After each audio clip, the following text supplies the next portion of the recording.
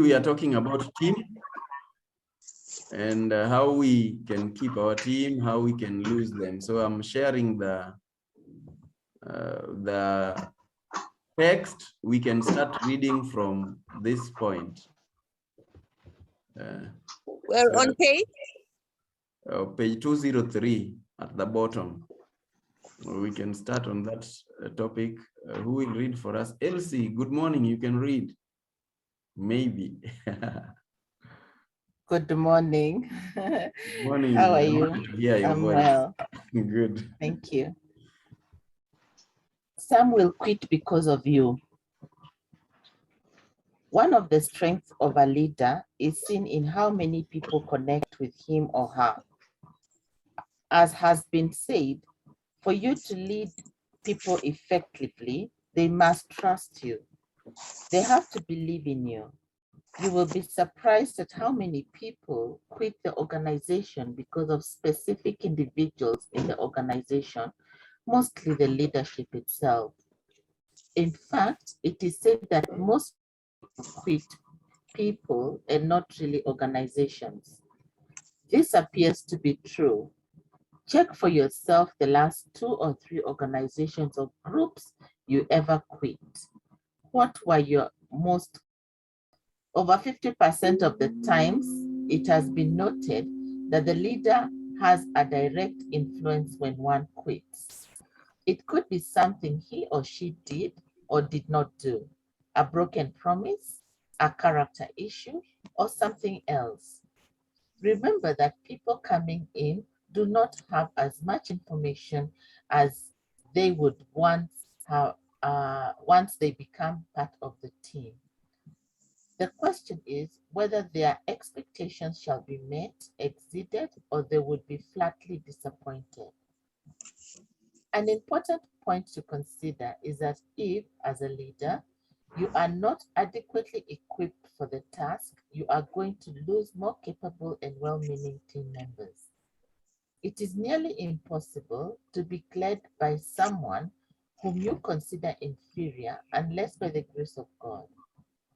Those among your team members who might be more competent than you will feel frustrated by your leadership and quit. That is why you should keep on your personal growth in order to keep people sticking around. You have to keep learning, to keep growing. More so, the soft skills, ability to influence, to communicate better, to inspire, to teach, and to make decisions among others. Your team might find that there is nothing of value to gain from your leadership, and their instinct will urge them to look elsewhere. They will not settle until they find a suitable alternative elsewhere. They will then quit. Part of the reason your leadership might throw your people away include when they feel lack of support, care, and growth. They will not care much about your large CV or big talk until they can be sure that you care for them and their welfare. They must feel safe with you to stick to you. That tips for keeping the team. Do your best in recruiting. Recruitment in certain circumstances should be a continuous process, one that never stops. Keep shopping for the best people and bring them along at the right time. In the recruitment process, it will also help to do enough background check about the person you intend to bring in. If someone already has a history of moving every 6 months, he or she will probably not stay with you any longer. Honesty helps in retention. A good number of people quit because they feel cheated. A level of dishonesty in the team that makes someone feel either sacrificed or set up, feeling betrayed, having an open feedback mechanism, and candid discussions with your team will be helpful. Equally important is the level of integrity of the leader. If your team suspects you are dishonest, either with yourself or with them, you will have no team except for those on the move, the passing clouds, as we sometimes call them. Appreciate and recognize them. Not just money keeps people. Enough people do not leave because they want a bigger pay. They leave because no one recognized their efforts and abilities. They leave because no one noticed them and appreciated their role. They leave because they feel their energy is sucked unreasonably. They feel unwanted. Recognition is key. Just learn to use it. Yes, I think this is a very interesting thing. Very interesting session. And it's so true that people will leave the leaders and not the organizations. And it's very true that people will leave that is important to do a background check. Yeah.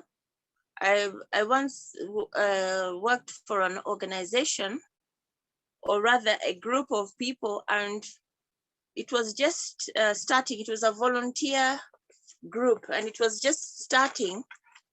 And the leader was telling me that about one of the group members, that she had already done a background check on him.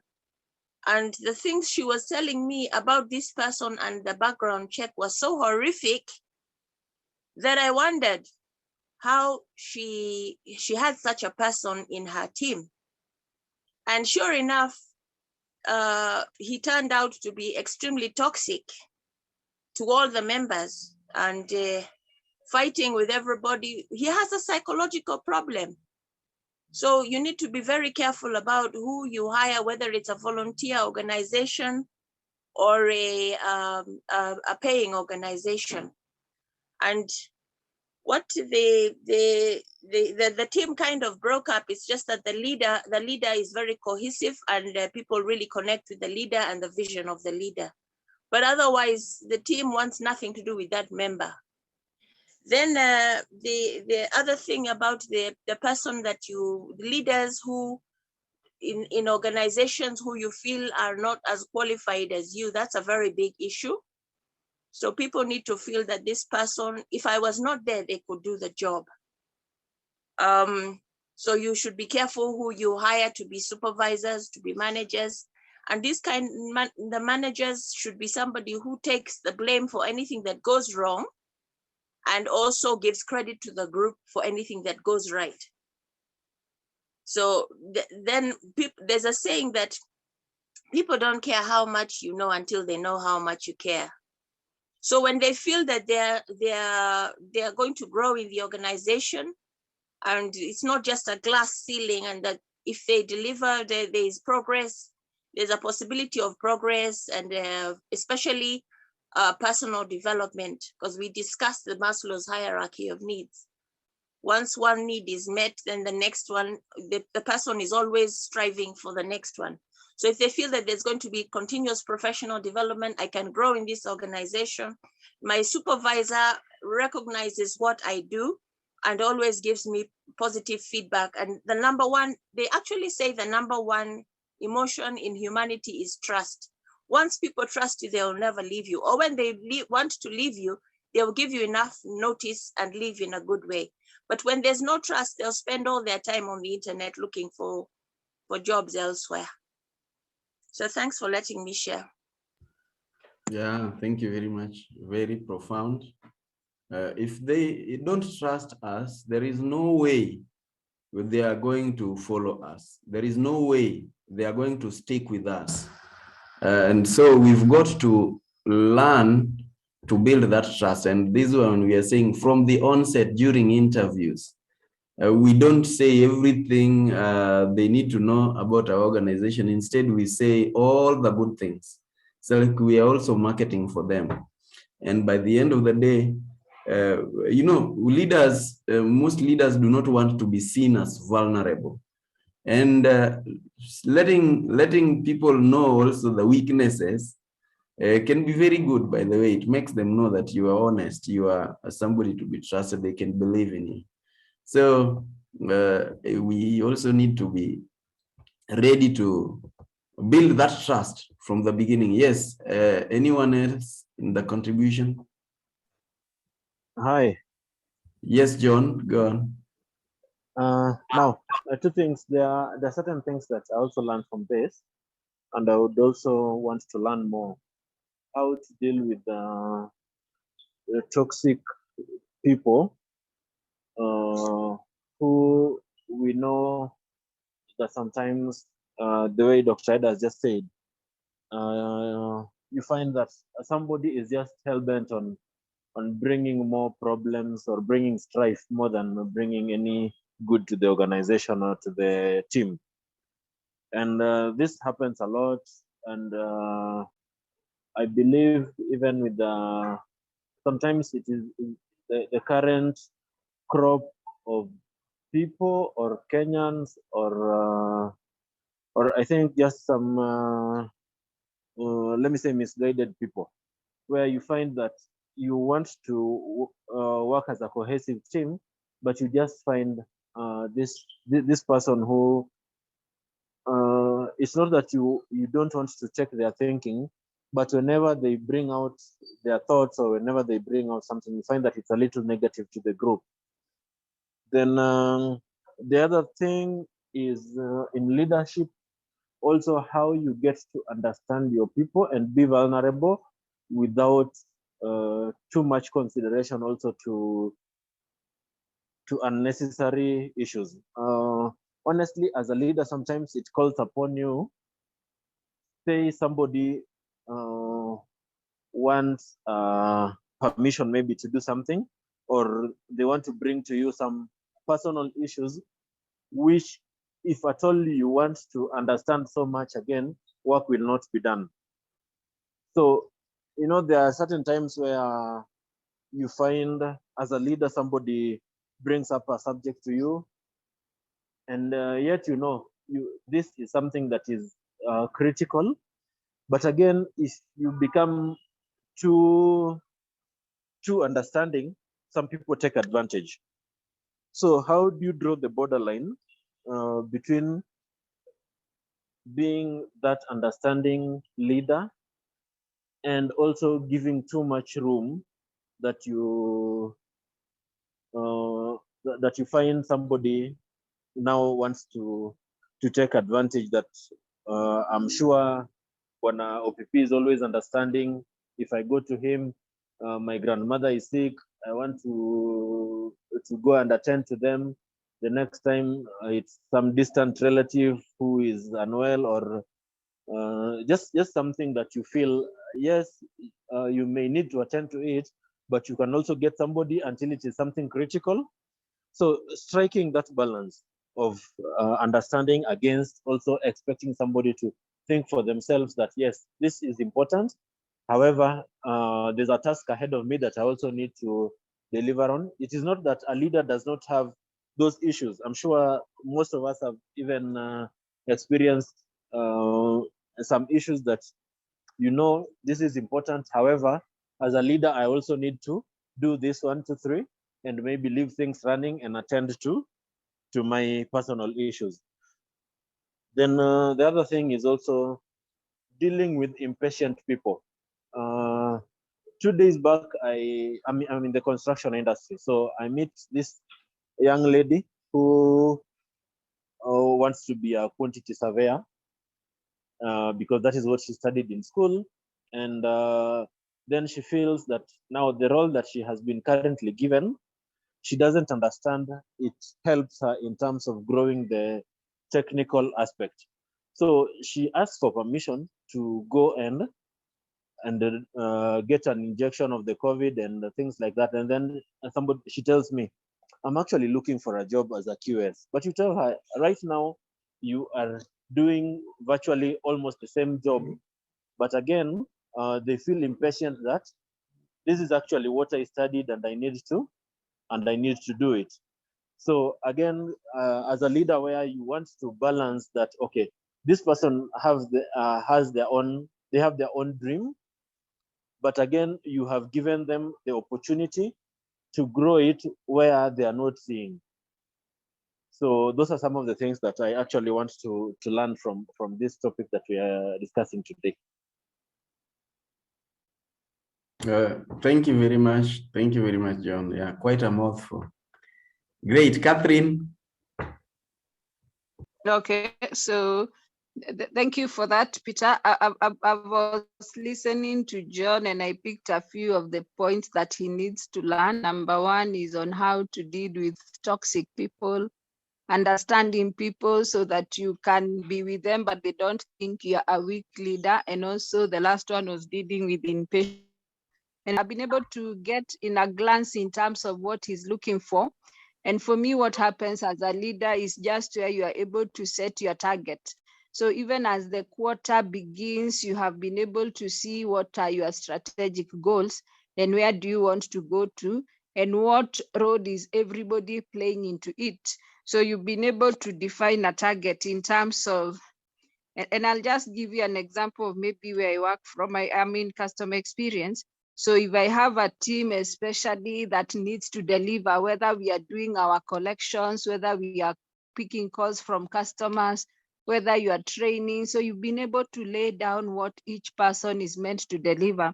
So even though every other day they have an excuse, you are just talking to them in terms of you understand you are a leader, but you know what needs to be done at the end of the quarter or maybe the end of the month.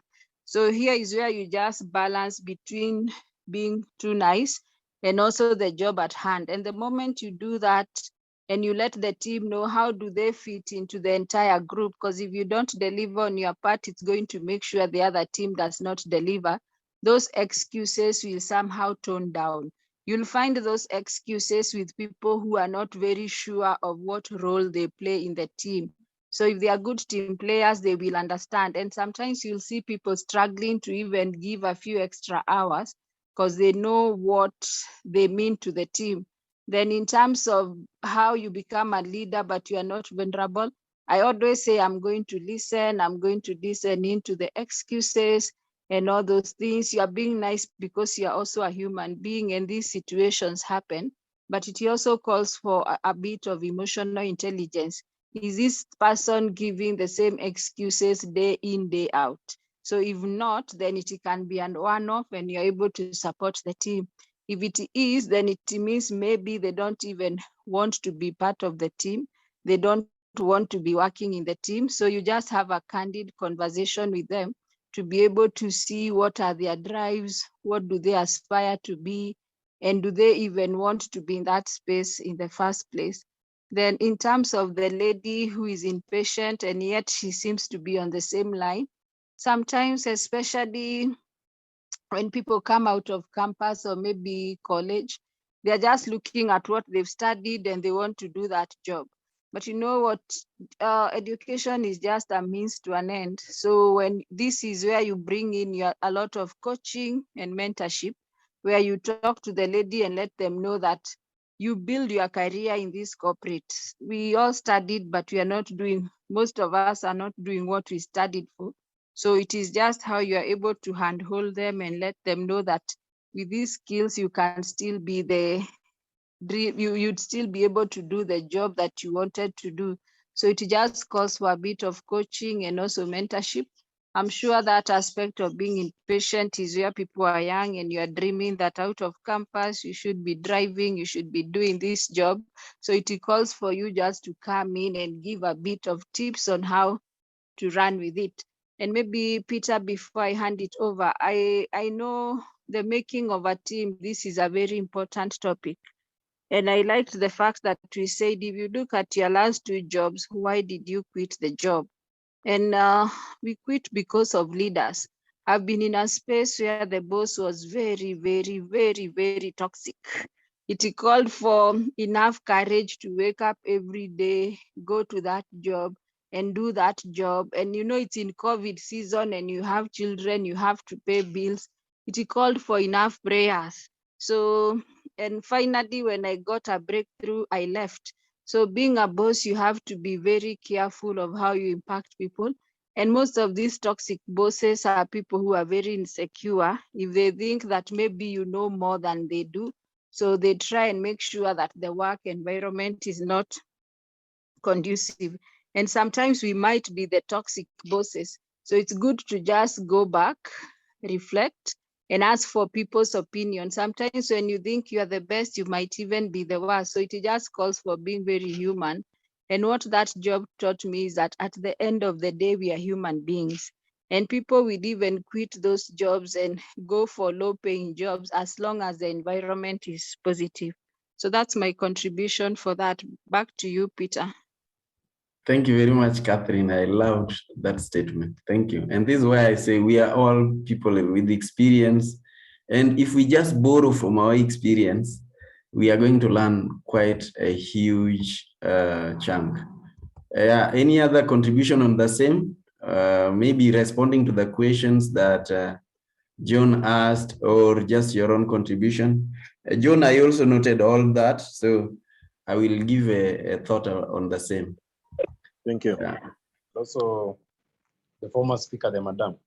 Now, mine is few just question. I wish maybe you can list them as you're answering the rest that Odiambo asked. How do you deal with sometimes in an organization you'll find your very experienced staff, they are good at their work, but they are also toxic. I know somebody has asked that. Maybe you can just reinforce. They are, maybe you will find they are 10 years experience or 20, 15 years experience, but they are very toxic, but they are very good at their work. So you'll find them maybe being trusted more. But according maybe to some people, they see there's a problem. And also, you also said something regarding an weakness. You find that maybe as an employee or as a leader, you may maybe tell somebody your weakness, or your team members or your staff members, maybe regarding to work, maybe sometimes you fail to reach deadlines, and also you have a weakness maybe with following up, and you're working on it. But maybe you're being rewarded, or maybe the team is being appreciated. Somebody will try to quote maybe that your weakness, maybe, and try to magnify it maybe as something that is bringing the team down. But you already acknowledge that.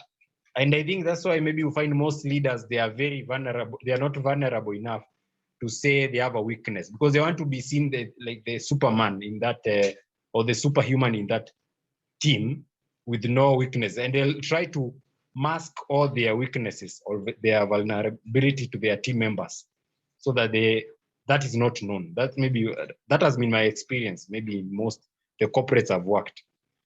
And also the third question and the last, also there are staffs maybe you will find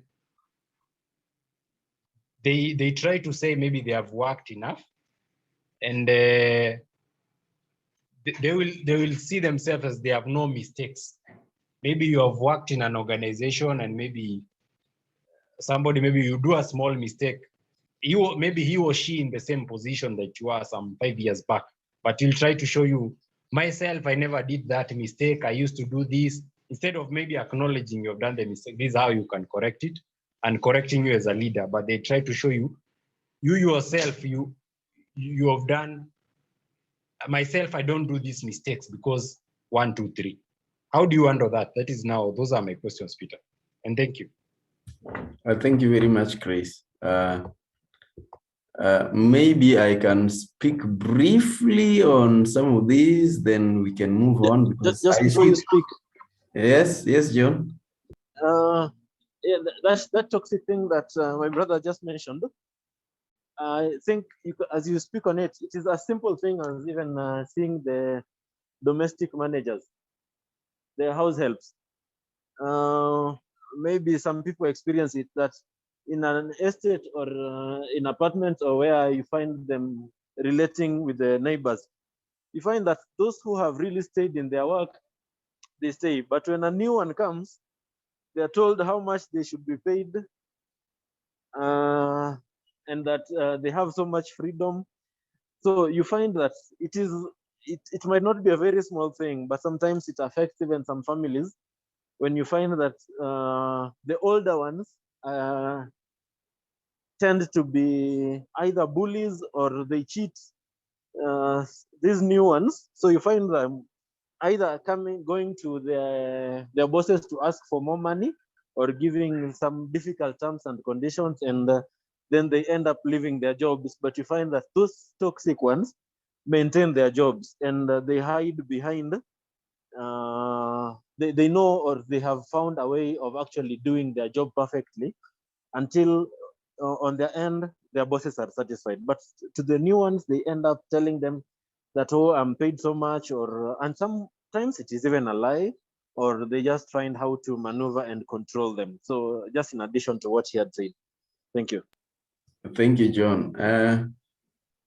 Thank you very much. Anybody would like to answer or to give a thought about any of those questions? Gilda, I would love to hear your thought. I know you're a student of leadership. You've been leading for long, so it would not be very fair to not to hear your voice on this and Good experience. morning. It is one of my favorite topics. Excuse me because I am in traffic on the way, so my camera is off. Okay. Even if it is on, but you won't see me. I wanted to make 2 comments. There's one that is touching on people. Somebody talked about a lady who wanted to leave because she's not doing what she wants to do. She's a QS. I think it's really important when you're hiring to ensure that there is a skills match. One of the problems we're facing is that because of lack of jobs, people have been forced to take whatever you can get because you need to eat, you need to pay rent. And so you find people taking up jobs that they really hate and they are not performing, or even if they can, they could do better, but they don't like it because that's not what they want to do. In fact, yesterday I was having this conversation with my elder son. He's 28, so they're in that space. And we need to realize that especially the millennials, who are now the majority in the workplace, have a very different way of working and are ready to walk out of a job. And so retention is a very big challenge to a lot of people today. Now, to curb on that, it's important then to hire based on matching that skill, that the person is coming in because that's what they really want to do. And so you look at their papers and able to see that this is what their area is. Because if it is totally disconnected, they will leave. So you spend time training them and teaching them the job, but after a year or less, they're gone. And so organizations are spending so much time training and recruiting, and it is really costing organizations. So skills match and skills mismatch is one big area that has to be addressed. In terms of, I've been hearing the word toxic a lot since I joined this meeting when people are commenting. People or leaders who are toxic. Maybe I could speak to leaders. If one wants to retain your team, it is important to have a balance in the sense that you expect delivery, performance targets are given, and you must hold your staff to those performance targets that have been given. They should achieve those targets. And so you need to appraise them and have a fair discussion with them. This is how you're doing. When it comes to this area, I think you need to improve. I see you have slackened in this area or that area. And you, as you all know, I'm sure, you set the performance target together. And you say, this is what you're going to achieve, and they agree and sign up to it. And so when midstream, you find the leader is toxic because maybe somebody is not performing. And especially in this era, the current dispensation we're in, there's major problems with mental health. And so as a leader, you need to take a step back and rather than become toxic, look and address what could be happening. Identify where the area of weakness is, find out from that particular employee what is going on with them, especially if they have been performers and suddenly you see a difference, rather than getting toxic with them. But then there's also those who, other than a problem, there's just toxic leaders, as somebody was saying there. Now, if one is a toxic leader, there's no way you're going to create an environment where people feel happy to work. And I think there was a very good comment made there that some even say, I'd rather take less salary, but have peace of mind. And so a leader must work towards being all-rounded. Peter, this is something I could talk for so long, so I'm going to stop there. Because as you know very well, leadership is my area. Thank you. Thank you very much. I knew it. I wanted to also hear your thought on the same. Maybe I'll make the following comment. One is, when we are hiring, it's good to know, and as we are talking about even background check, hiring requires a lot of also emotional intelligence, psychology, and all these things. We need to know what is the interest of this person, and therefore we've got to know what questions we are supposed to ask. It's not just a template that we are going with first, tell us about yourself, to this. No. It should be directed according to the answers that we are getting. And we need to know what really is in their hearts. What do they want to become? What's their aspiration? In that way, we're going to be able to see whether they match with what we want. Most times, as leaders have no clear idea about the person we are looking for. We are just going to look for maybe the most affordable, the cheapest, or most available, because we want somebody next week, and all these other people saying they are going to give notice of a month and something like that. We need to go deeper, and that's why we are saying in the text that recruitment need to be, in a way, some continuous process. We always had hunting for the right people for our team with respect to their mission. What's their goal in life? What's their ambition? What is it that drives them? And something like that. If we get that wrong, then it will be difficult to retain these people. And that's why we're also talking about a leader. Leadership is a role that is more or less all-rounded. If you do not have a little grasp of every area, you're going to have difficulty understanding the language that they are speaking, or understanding what their desires are and what is expected of them. So it's good to note that as leaders, we've got to keep learning. We've got to keep setting higher standards for ourselves, because if we do not set higher standards for ourselves, then we are not going to expect them to perform. You can always check. In an organization where the leader arrives late, everyone else will arrive late. You see, people will arrive late because that's the standard you have set. So we are the people to be the standard. We set standards for ourselves, higher standards, and then people will follow. I remember in one of the organizations, one of my mentors said, if a leader wakes up at 7, people in his team or her team will be waking up an hour later. If you're waking up at 6, they'll probably be waking up at 7. It was something that was looking like weird, but to some extent it's true, meaning people will always lag behind you in some way, depending on how you carry out yourself. 2, we've got to be clear about the exact person we are looking for with respect to not just the technical skills, but their ability to maybe learn soft skills. Remember the other time we learned about the attributes of a valued team player: availability, trainability, flexibility, and all those things. So we've got to put all these things into perspective.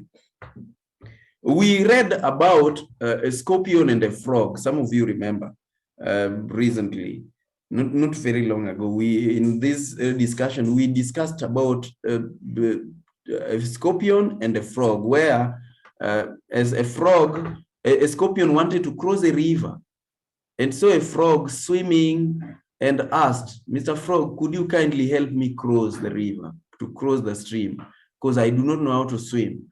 But then the frog was hesitant and asked, "How could I do that? And yet you can bite me and I die." But then the scorpion said, "You know, that's something I can't do it, because if you die, I'm also going to die." Then it made sense to the frog, and the frog came back, carried the scorpion, and started swimming across the stream, only to be beaten in the middle and they're now dying. But then the frog asks, why did you do it?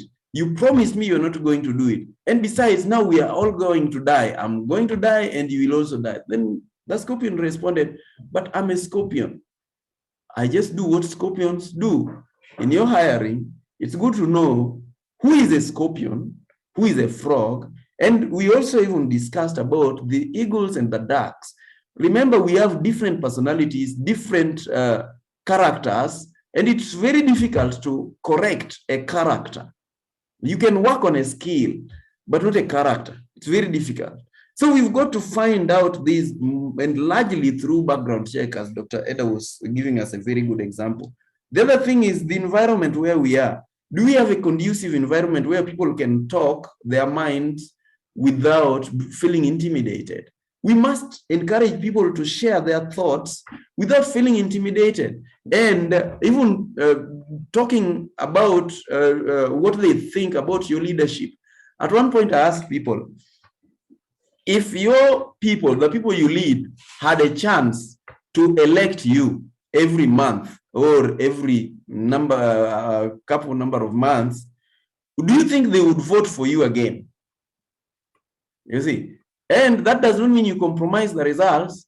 So we've got to know how to make an environment conducive in such a way that people can air their thoughts and also feel like they're contributing to the movement. They know where the vision is, where we are heading to. They know why we are here. They know their roles in perpetuating this vision, as Catherine was saying.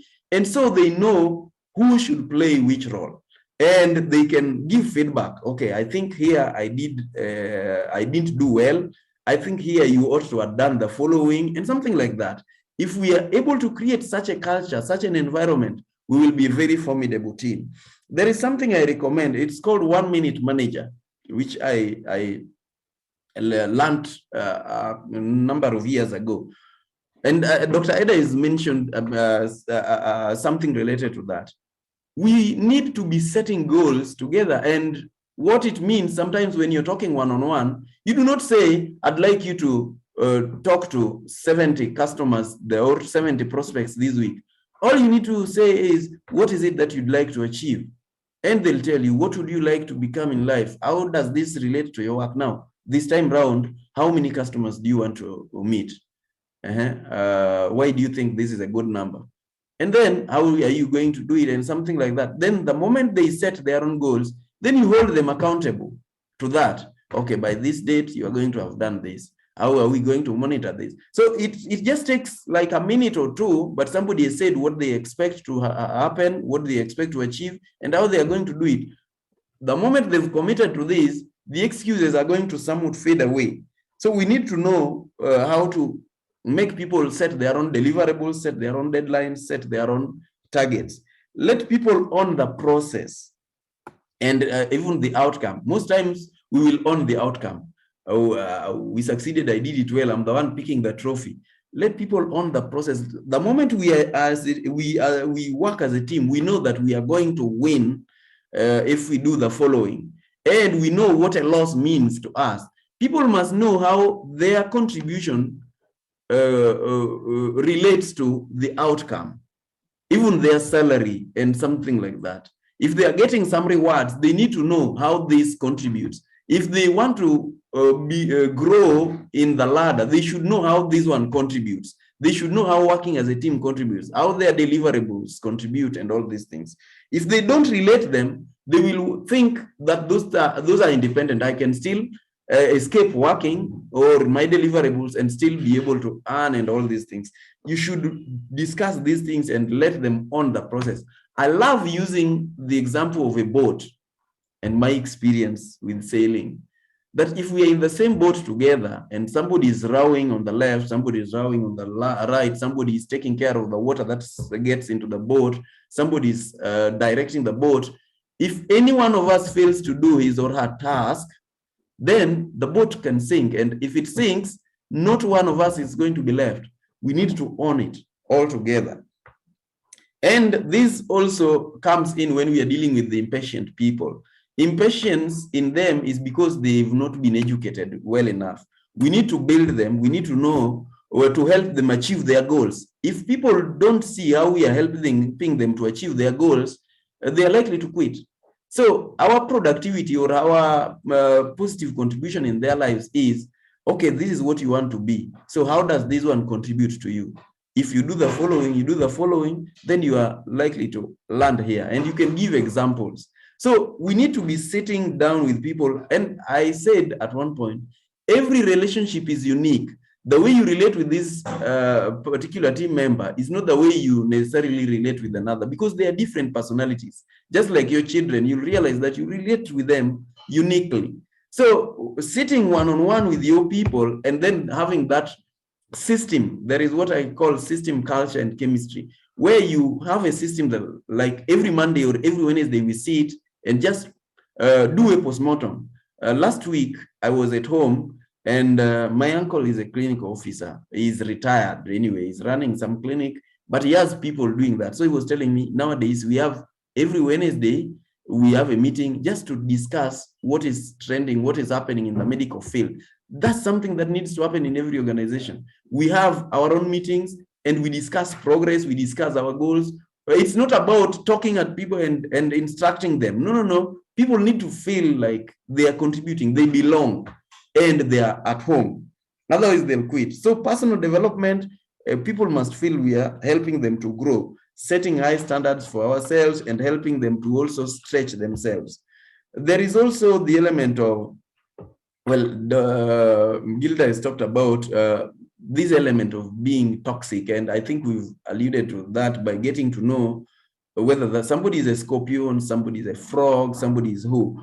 And this one you can know by being by being interrogative. You are finding out not necessarily by asking questions, but that is one way, but also using background checks and seeing people's behavior, monitoring. Remember, we discussed about the Judases, and we need to understand this is a long discussion. Maybe we will need to revise a bit of that.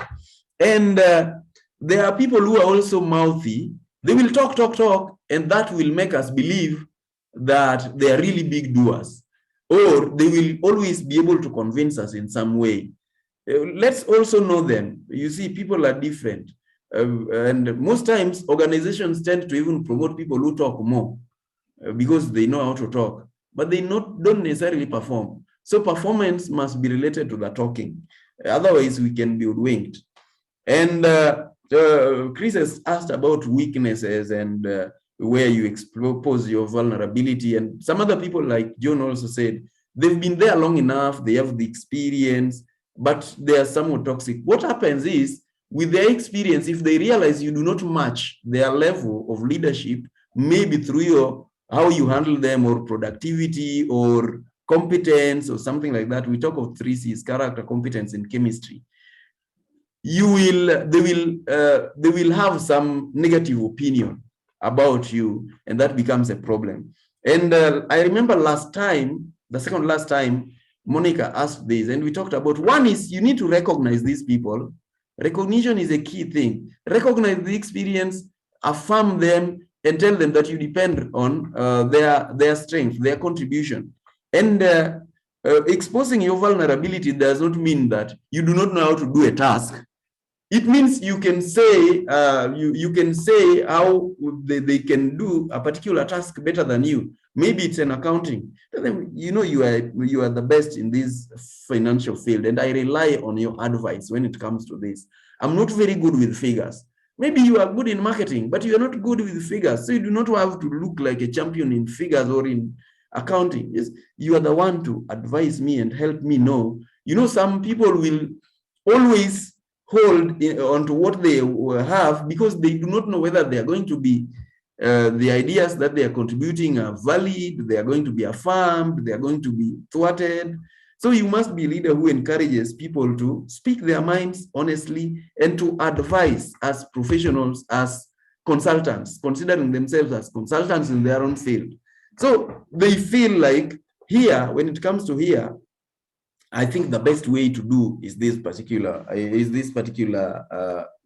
direction. So we've got to know our role in the organization. The orchestra director is not the person who will play every role, every instrument and sing and everything. He directs so that the output is that which we want. The output of the orchestra is the music, that which will be pleasing to the ear, and everyone will say, wow, that was a sterling performance, because everyone did their best. And our role is to ensure that they become their best, they produce the best, they deliver the best, and all that. Our attitude in correcting them becomes a problem. When we are correcting people, we do not have to shout, talk to them, tell them the way they are wrong, they did it. No, this is not the way it was supposed to be. I told you. I think we've discussed this 10 times. This is the way I want it. No, no, no. Learn to communicate, and that's part of what we wrote there. Learn to communicate, learn people's skills, learn how to sync with people and connect with them to the extent that they will say, no, no, no, I think I didn't do it well. Let me redo it. You see, so that there is a mutual agreement, there is a relationship. They will not take advantage of you because they know you want the best for them. But if they realize that you really do not want the best for them, you just want them to produce, they do not relate this to the goal, they do not relate this to their rewards, and they are working not as a team, it becomes really chaotic. I've mentioned lots of things in passing and in rushing because we've passed by 5 minutes.